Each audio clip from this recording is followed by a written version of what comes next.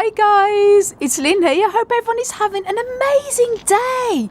Now today guys, this is a bit of an introduction to what's a bit of a series of video vlogs on how we're going to be overwintering our cacti and succulents this year. Now I made a similar video series last year on overwintering our cacti vlog, and I'm going to put a link up above in a minute to that first video, because I'm going to be doing a similar thing this year. Where we were overwintering the cacti, bringing plants into the house that need to be overwintered.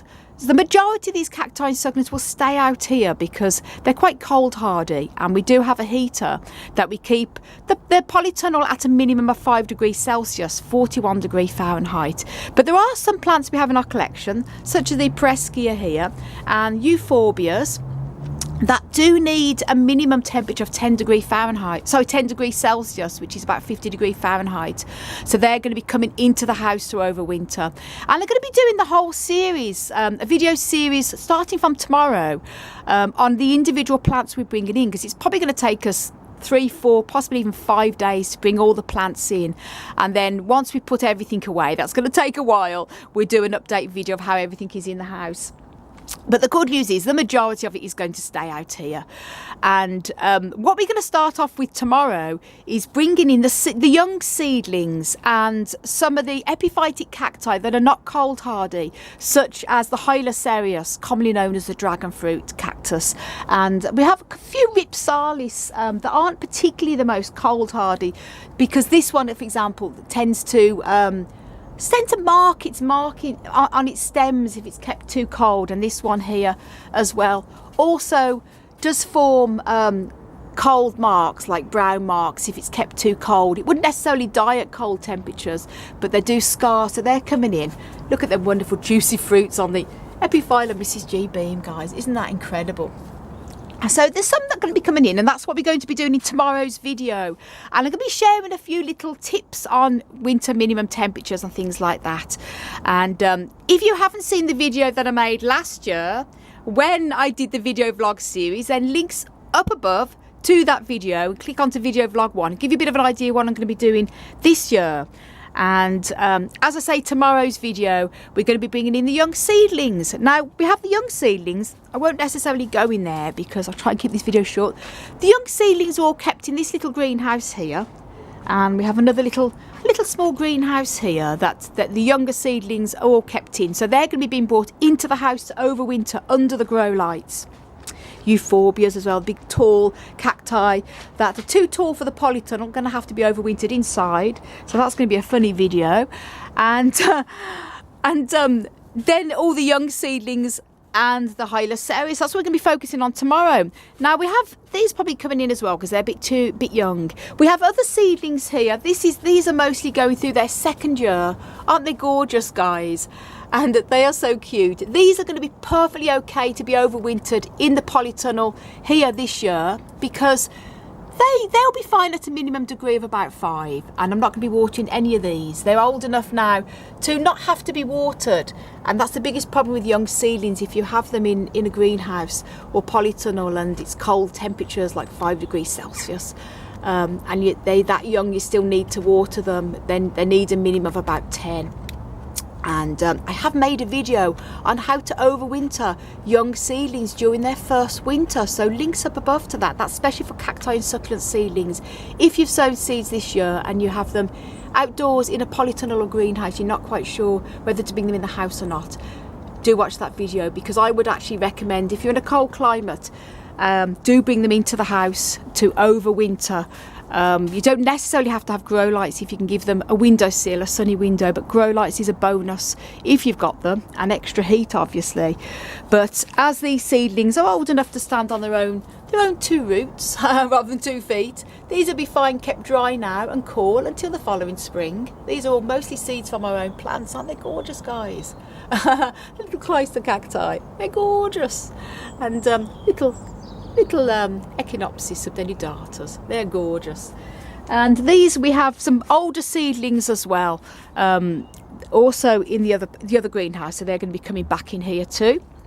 So that's it. So that's what tomorrow's video is going to be. Bringing some of the hanging baskets that we've got here.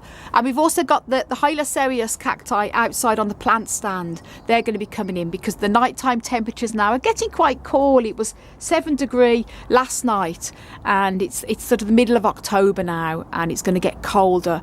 So Hylocereus, dragon fruits, and a lot of the young other type of plants like Hyperescia do like to be kept above 10 degrees Celsius, 50 degrees Fahrenheit.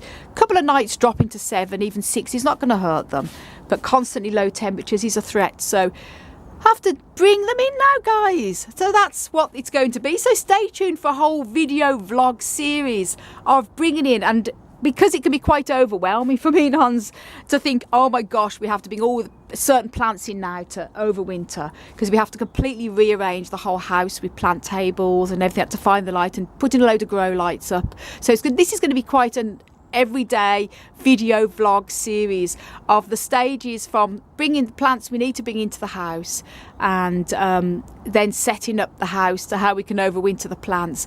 And it's going to be very funny, guys, when we actually overwinter these very tall cacti, because our ceiling inside the house is not tall enough. So the only place we've got is on the staircase.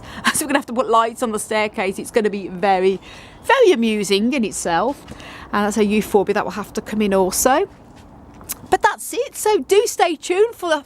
We'll make it as fun as possible, because me and Hans, we have so much fun together with the plants, and it is good fun when we bring them into overwinter.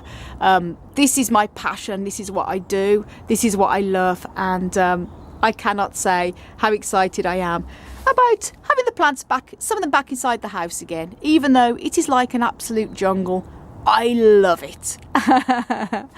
So that's it, guys. That's what I'm going to be doing. So tomorrow's video vlog is going to be bringing the plant stand into the house, bringing the Hylocereus dragon fruits in, probably some of the Ripsalis that are not so cold hardy, as I mentioned, this one here, and also the young seedlings. And then I'll show you what all the seedlings look like when they're all together, because I didn't want to unzip this little greenhouse this morning because it's a bit chilly, but I'll surprise you with what they look like. We do a nice little display upstairs in one of our grow rooms, and you'll see all the seedlings together, all the very young ones. So guys, thank you so much for watching. If you want to know a little bit more about how to overwinter cacti, do check my video out. As I mentioned, links are up above, and do check that out. And also done a video, blog I should say, for my website, desertplantsofavalon.com, where I talk about overwintering in there. Also do check that out, and thank you so much for your support. And guys, let me know, have you already overwintered your cacti yet? Are you planning on overwintering? What are your plans? Where do you overwinter them? Do you keep them all outside in a greenhouse or a shed or polytunnel? And do you heat it? And where do you live in the world? Let me know, because I'm interested, because temperatures minimum and that does depend a lot on where you live. I say we have a very high humidity here in Ireland, unfortunately, because of all the rain. Other than that, our winter temperatures are very mild. Even the night, we very rarely get frost, but it's the damp that's the biggest problem. So that's why we have to bring in plants inside that would normally be quite happy outside with our temperatures otherwise. So guys, if you want to know a little bit more about how to grow cacti and succulents, well, please do check my website out, desertplantsofavalon.com.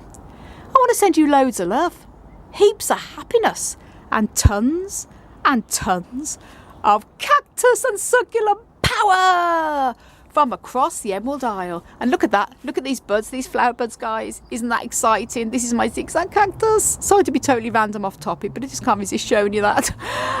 Stay tuned for a lovely video with that flowers. And until the next video, guys, bye. Stay tuned for tomorrow's video.